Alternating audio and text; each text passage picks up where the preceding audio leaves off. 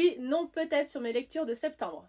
Un gros oui. Alors, Lisa Bartholet, ce sont les reines du harem inversé et du fond de family. Sous le pseudo Lisa Bartholet, il y a en fait deux femmes. C'est le tome 1 de la saga spin-off de The Sons of Sorrow. Gang de bikers, univers sombre, un harem inversé écrit mais parfaitement.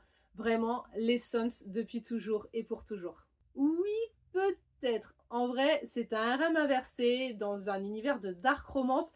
Le problème, c'est qu'il n'y a pas trop d'univers. Disons que c'est pas vraiment exploité, déjà que les deux tomes sont petits. C'est une duologie, donc il n'y en aura pas plus.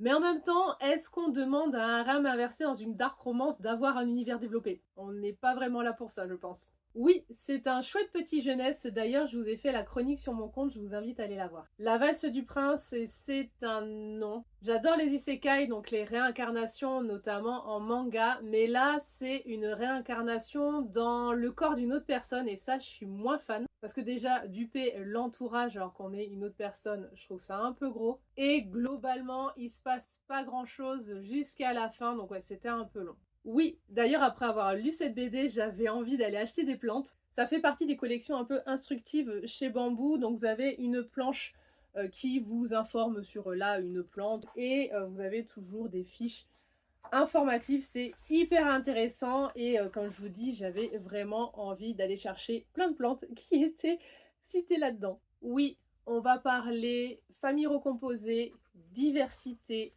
rejet, entraide. C'est très coloré. À la fin, on a des petites infos et même un petit jeu de points reliés. Et un gros oui cette fois-ci, c'est pour les enfants, un album qui va parler également du rejet et de la différence. Pareil, je vous ai fait une revue sur le compte.